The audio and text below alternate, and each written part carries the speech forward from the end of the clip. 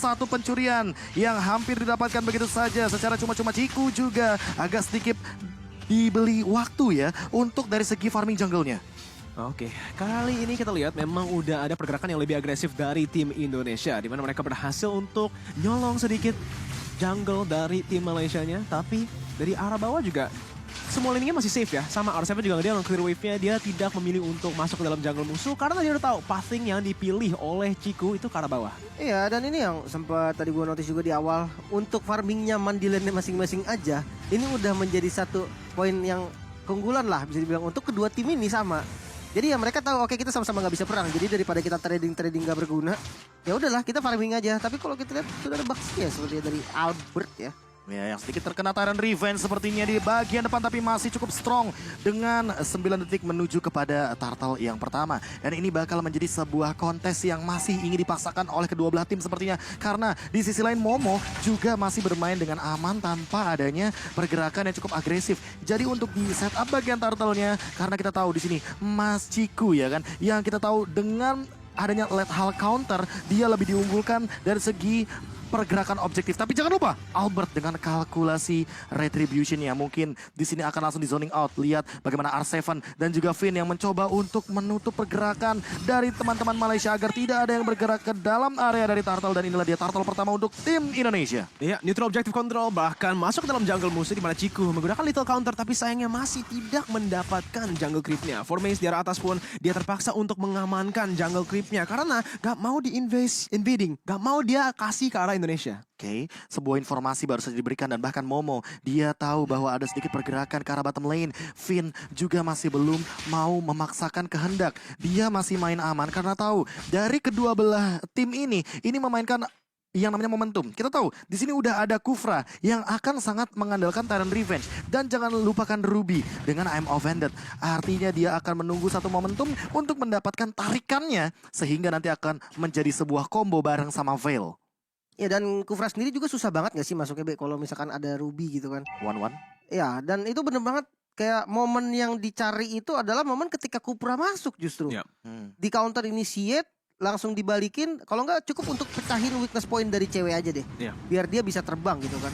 Dan Itu sini udah cukup sebenarnya. Sebenarnya kalau kayak kita lihat dari Ruby-nya ya, itu bisa langsung cancel sih. Kalau Tyrant Rage kena kepada orang yang selain dari Ruby ya, dia bisa langsung menggunakan stun-nya untuk cancel momentum ke Tyrant Rage. Tapi kita lihat dari bawahnya udah ada Tyrant Rage yang langsung di pick up si cewek. Terpaksa untuk mundur di sini di mana udah ada collapse yang dilakukan. Little counter pun, tapi cewek masih bisa terbang. Dia memutarbalikkan situasi dengan crossbow of tank. Dan ini dia langsung udah terfollow up. Sans menggunakan damage jet dan berhasil mengamankan first blood untuk Indonesia. Poin pertama yang sangat manis dibalikan keadaannya cewek yang sering sekali bermain dengan outplay yang luar biasa dan bahkan mendapatkan satu weakness point dari seorang Shorn. Dan ini adalah momen yang sangat amat epic karena Momo yang ternyata malah tertangkap dengan Wind Blow dan Windstorm dari seorang Suns-nya. 1v1 situation Albert di depan sana melawan Ciku, tapi level 7 dari Albert ini akan membuat Albert makin strong di lini depan, ditambah dengan satu orange buff yang diamankan begitu saja. Dan kali ini engage dari Moon yang cukup terkena poking damage dari seorang Suns.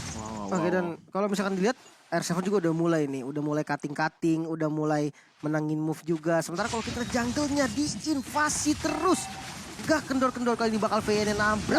Oh my god, 3 tarikan maut dari Finn langsung tertangkap juga dari Shorn-nya yang hilang dengan tiupan angin. Langsung tumbang di lini area river. Dan kali ini langsung menuju kepada bagian dalam jungle. R7 lagi dan lagi mengout position dari Ciku sampai memaksakan retribution untuk sosok Balmond Ciku. Di arah bawah pun udah ada gank yang dilakukan oleh Albert dan juga Finn. Di arah atas juga kita lihat ya, dari R7 yang melakukan rotasi kemana-mana. Dia dari atas ke tengah, bahkan ke jungle bawah, itu selalu dengan setup. Dia nggak pernah meninggalkan lane ya, di mana wave-nya di dalam turret dia. Jadi itu udah udah cancel pergerakan yang dilakukan dari Formis. Dia nggak bisa ambil turret. Ditambah dengan satu turret di bagian bottom lane ini menjadi sebuah bonus bagi timnas Indonesia untuk mendapatkan satu momentum di bagian bottom lane. Dan untuk saat ini kita mungkin akan melihat setup lagi dari seorang Suns yang selalu bermain di dalam ambushnya. Tapi ada pause untuk saat ini. Kita akan menunggu demi kelancaran para atlet-atlet kita dari timnas Indonesia atau bahkan dari timnas Malaysia. Betul sekali, dan ya Mengamankan Demon Hunter Sword 2 item bahkan di menit yang ke-6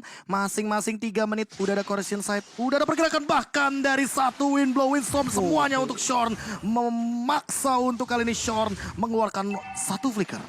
Wow, itu readnya sangat baik ya dari Indonesia, di mana mereka langsung saja mengeluarkan skillnya ke arah Shorn karena memang udah kelihatan dari seorang Sun sebelum itu. Tapi yang menarik dari tadi, kita lihat di sini dulu, Ciku udah maju ke depannya, Finn tertangkap di dalam posisi yang sangat buruk, tapi little counternya ternyata belum cukup untuk menumbangkan dia. Udah ada crossbow tank juga yang langsung di-convert dari satu ke arah belakangnya, di mana Moon bakal ditumbangkan juga 2 untuk 1. Bahkan kali ini Albert melakukan invasi ke arah dalam sana karena Ciku dalam keadaan down. Artinya kali ini ada free untuk dari segi purple buff-nya, dan sementara itu Formace langsung mencoba untuk melakukan clear wave minion, tapi kali ini kayaknya nggak bakal cukup karena ada 2 hero yang tertangkap dengan Windblow dan Falling Star Moon penutup. R7 menangkap momentum tersebut dan memotong jalan keluar dari Malaysia, dan kali ini Formace Shorn down di bagian mid lane. Ada satu turret juga sebagai bonusnya untuk saat ini di tangan timnas Indonesia. Wow, itu performance yang sangat baik dari R7, membaca bahwa Momo di dalam bushnya menggunakan Falling Star Moon langsung ke arah Momo, dan bahkan dia masih memiliki HP yang lebih unggul, memaksakan Momo untuk flicker ke dalam turret dia. Ciku pun yang terpaksa rotasi ke arah atas. Ini membuat peluang untuk Indonesia menambah keuntungan mereka di arah Pundi-pundi bawah. goldnya ya. Goldnya di Iya, jungle iya. musuh diambil semua. Oke, dan yang menarik ini dari cewek sendiri ya. Next item, Windtalker. Windtalker. Attack speed, critical. Dan bahkan mungkin ada korban jiwa selanjutnya, Moon yang tertangkap sendirian dengan satu ledakan dari seorang Suns. Bahkan dia tidak menggunakan Windstorm-nya karena itu udah cukup dengan Windblade, dan itu adalah instant kill terhadap sosok Cecilian, asuransi late game untuk Malaysia. Dimana kita tahu asuransi late game-nya nanti akan mulai muncul di menit ke-15, tapi untuk sekarang dengan momentum di menit yang ke-7 dimakan sedikit demi sedikit, Moon sepertinya agak sedikit di-drag ke late game ya, ditarik lagi ke late game. Iya, sini perbedaan yang bisa dibilang hampir 6.000 gold ya. Ini benar-benar terasa sih, tapi top lane kalau misalnya kita lihat invasi yang dilakukan sama teman-teman dari Malaysia ini juga nggak kendor. Mereka tetap masih bisa nge-press. Walaupun memang ya dari Indonesia mendominasi banget dari segi gold, dari segi kill, dari segi objektif bahkan. Tapi ya yang terjebak sepertinya langsung mempop out untuk sprintnya. Ada crossbow of Tang juga mencoba untuk melarikan diri, tapi ternyata ada 4 member dari teman-teman timnas Indonesia dan tidak bisa kemana-mana. Formace tertangkap sendirian. Calvin Winata yang benar-benar menjadi sosok umpan untuk saat ini akan menjadi satu sosok juga yang mendapatkan poin tambahan, tapi Ciku di arah depan mungkin ingin coba untuk di-engage, tapi ternyata hanya clear wave saja dengan menggunakan Windstorm. Oke, dari clear wave-nya ini juga mungkin dari proaktif movement mereka ke arah bawah, Malaysia berhasil mengimbangkan turretnya. Tapi di sini R7 berhasil juga mendapatkan turret yang di atas, jadi bakal ada keunggulan lagi dan lagi. Menit ke-9 ini merupakan momen buat Indonesia mengamankan Lord, karena mereka udah memiliki keunggulan yang sangat besar. yes. 6.000 gold lead di menit yang ke-9. Mereka udah kontrol gamenya. Apa yang mereka harus lakukan? Invade terus. Invade Jangan jungle. kasih Malaysia mendapatkan gold di dalam jungle sendiri. Malah jangan kendor gak sih? Ini adalah momen yang cukup penting, tapi Momo dalam ancaman. Flicker digunakan, Thunderclap, R7 bakal dikejar, tapi ternyata R7 dengan gocekannya dan masih bertahan. R7 benar-benar masih bertahan, dan inilah dia Esmeralda terbaik Indonesia. Valid or Valdi? Rival di Indonesia. Oh my god. Wow. 1 lawan 3 kemarin dan dia langsung naik level. 1 lawan 5 di dalam posisi itu. Tapi lihat momen yang dibuat loh. Objektifnya free banget. Lord nggak ada kontes, dia nggak tumbang. Ya tadi sempat udah kita notice juga memang di early game. Hati-hati karena ketika R7 menggunakan Esmeralda, invasi jungle akan dilakukan. Dan itu udah terasa sama Momo. Ditambah kali ini objektif lain yang coba diambil sama teman-temannya. Coba buying time dan nggak tumbang. R7 nih bos. R7 nih bos, dan bahkan mendapatkan Lord dengan gratis. Buying time yang berhasil, damage yang kurang cukup untuk menumbangkan sosok EXP laner dari Esmeralda. Itulah dia jawaban mengapa Malaysia tidak mampu untuk menangkap ke arah sosok dari R7. Dan saat ini turret sudah didapatkan 1 demi 1. Mid lane juga akan dihancurkan. Gold leading menuju kepada 9.000 OTW, 10.000 udah ada Genius One dan Athena Shield di sana dari Calvin Winata. Menghindari semua damage dari Moon, bahkan hampir terkena Windblow dari Ciku.